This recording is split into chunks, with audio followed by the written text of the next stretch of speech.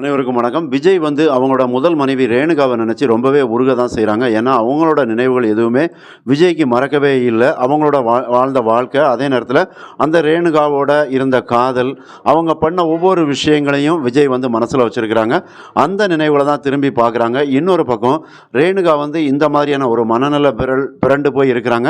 அப்போ அவங்களுக்காக விஜய் மனமுருகி வேண்டுறாங்க. இப்படியான விஷயங்களை பக்கத்தில் இருந்து மல்லி பார்க்குறாங்க. அப்போ மல்லி பார்க்கும்போது அவங்களுக்கு விஜயோட ஆள் மனசில் எந்த அளவுக்கு ரேணுகா தாக்கத்தை ஏற்படுத்தியிருக்காங்க, அதே நேரத்தில் ரேணுகாவுக்கும் அதே விஜய்க்குமான காதல் எவ்வளவு ஒரு உன்னதமானது அப்படிங்கிற விஷயம் முதற்கொண்டு எல்லாத்தையுமே மல்லியால் உணர முடியுது.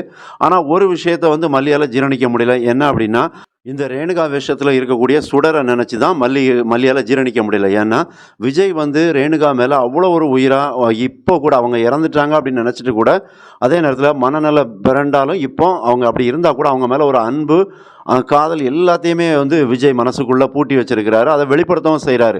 அப்போ விஜய் நினைக்கிறது ஒரு உண்மையான உன்னதமான ஒரு காதல் அப்படிங்கிறத மல்லியால் புரிஞ்சிக்க முடியுது. ஆனால் இந்த ரேணுகா வேஷத்தில் இருக்கக்கூடிய சுடரை நினச்சி தான் மல்லிக்கு ரொம்பவே வெறுப்பாகவும் அதே நேரத்தில் ஒரு பதட்டமாகவும் இருக்குது. ஏன்னா இந்த மாதிரி ஒரு உண்மையான மனுஷனுக்கு இந்த மாதிரி ஏமாத்துறதுக்காக ஒருத்தி வந்திருக்கால, இவளை எப்படி நம்ம இந்த வீட்டை விட்டு துரத்துறது, அதே நேரத்தில் ஓட விடுறது அப்படிங்கிற மாதிரிலாம் மல்லி நினச்சிட்டு இருக்காங்க. அதை சீக்கிரமாகவும் செய்வாங்க அப்படிங்கிறதும் தெரிய வருது. ஏன்னா இந்த மாதிரி நினச்சிக்கிட்டு பேசிகிட்டு இருக்கும்போதே விஜய் மல்லி மேலே அந்த காதலை காட்டுறாங்க. அதாவது ஒரு பக்கம் ரேணுகா மேலே அவங்க மனநலம் பிறண்டு போயிருக்காங்க அப்படின்னு நம்பிக்கிட்டு இருக்காங்க. ஆனால் மல்லிக்கு புரியுது அது ரேணுகாவே இல்லை அப்படின்னு.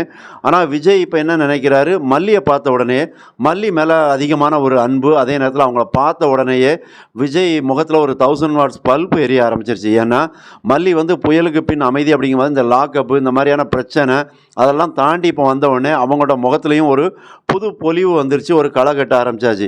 அப்போ இந்த மாதிரி மல்லியை பார்த்த உடனேயே விஜய் அப்படியே ஒரு நிமிஷம் ஷாக் ஆகிருந்தார். ஆகா, என்னடா இந்த கன்னத்தை பார்த்துக்கிட்டே இருந்தால் அப்படி, அதாவது ஒரு இனிப்பை திங்க திகட்டாது அப்படின்னு சொல்லுவாங்களா, தித்திப்பு, அதை மாதிரி மல்லியோட கன்னத்தை அவங்க பார்த்து அவ்வளோ ரசிக்க ஆரம்பிச்சிருந்தாங்க.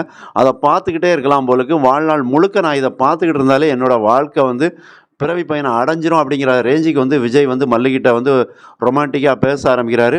மல்லியும் அதை பார்த்து ரசிக்க தான் செய்தாங்க. ஏன்னா இந்த மாதிரி பேசும்போது அவங்களுக்கு மல்லிக்கு அது பிடிக்காமல் இருக்காது, ரசிக்க தான் செய்வாங்க. ஒரு பக்கம் ரேணுகா மனசுக்குள்ளே போனால் கூட, ஆனால் இந்த இடத்துல விஜய் பேசுகிற பேச்சு மல்லியே அப்படியே ஒரு நிமிஷம் கரங்கடிச்சிருது. அப்போ இவங்க ரெண்டு பேருக்குள்ளே அந்த ஒரு ரொமான்டிக்கான ஒரு விஷயம் போயிட்டுருக்கு. அதே நேரத்தில் அவங்களுக்குள்ள அந்த ஒரு பார்வை ஈர்ப்பு இருக்குல்ல, அந்த நோக்கு வருமோ அப்படிங்கிறது, அதில் விஜயும் சரி மல்லியும் சரி ரெண்டு பேரும் சளைச்சவங்க இல்லை அப்படிங்கிறது தான். ஏன்னா மல்லியோட பார்வை விஜயை அப்படியே அவங்களோட இதயத்துக்குள்ள கண் வழியாக போய் அவங்க இதயத்தை ஈட்டி மாதிரி அப்படி குத்துற மாதிரி இருக்கும். அதுலேயே விஜய் மனுஷன் உடஞ்சி அப்படியே சுக்கு நூறாக மல்லிகிட்ட சரண்டர் ஆகிருந்தார். இப்படியான விஷயங்கள் நடந்துகிட்டு இருக்கிற நேரத்தில் தான் சிவபூஜையில் கரடி புகுந்த மாதிரி ஒரு ஃபோன் கால் வருது. யார்கிட்ட இருந்து வரும்? அவங்க மச்சினிச்சி, அதாவது நிஷா கிட்ட இருந்து தான் வருது. அதை பார்த்த உடனே மல்லி கலாய்க்க ஆரம்பிச்சிருந்தாங்க. உண்மையில் இந்த மாதிரியான விஷயம்லாம் ரொம்பவே சூப்பராக தான் இருக்குது.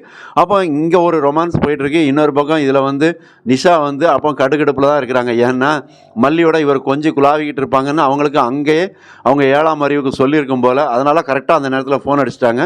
அப்போ ஏன் மாமா உங்களுக்கு உங்கள் பொண்டாட்டி மேலே ஒரு அக்கறையே இல்லையா அப்படின்னு சொல்கிறாங்க. அக்கறை மனுஷனுக்கு இருந்ததுனால தான் மல்லியை அந்தளவுக்கு அன்பாலையும் ரொமான்டிக்காகவும் பேச ஆரம்பிக்கிறாங்க.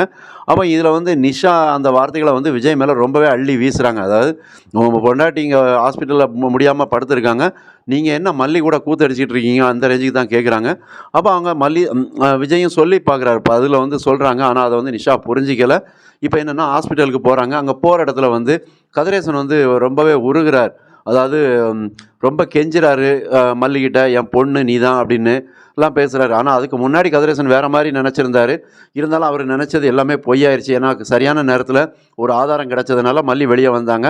இப்போ கதிரேசனுக்கு மல்லி மேலே முழு நம்பிக்கை வந்துருச்சு, மல்லி விஜய் ரெண்டு பேர் மேலேயுமே. அப்போ இவங்க ரெண்டு பேருமே ரேணுகாவை இனி பார்த்துக்குவாங்க அப்படிங்கிற ஒரு நம்பிக்கை அவருக்கு வந்திருக்கு. அப்போ மல்லிகிட்ட தான் பொறுப்பை கதிரேசன் ஒப்படைக்கிறார். இனி நீங்கள் ரெண்டு பேரும் அக்கா தங்கச்சி, ஒருத்தருக்கு ஒருத்தர் விட்டு கொடுக்காம விட்டு கொடுத்து போகணும், சண்டை சச்சரவு இல்லாமல். அதாவது அவர் என்ன சொல்ல வர்றாருன்னா, விஜய்க்கு நீங்கள் ரெண்டு பேரும் பொண்டாட்டி தான், அப்போ ரெண்டு பேரும் ஒரே வீட்டில் ஒன்றா இருந்து குடும்பம் நடத்துங்க அப்படிங்கிற ரேஞ்சுக்கு தான் சொல்கிற மாதிரி தெரியுது. அது சாத்தியமா அப்படிங்கிறது தெரில. ஏன்னா அது அந்த மாதிரி பொய்யா வந்த சுடர், அதாவது ரேணுகா வந்து அந்த இடத்துல ஒரிஜினல் ஆகணும்னு நினைக்கிறாங்க. அதை வந்து மல்லி கண்டிப்பாக விட மாட்டாங்க அப்படிங்கிறதும் தெரிய வருது. மறக்காமல் சேனலை சப்ஸ்கிரைப் பண்ணுங்கள், கமெண்ட் பண்ணுங்கள். நன்றி.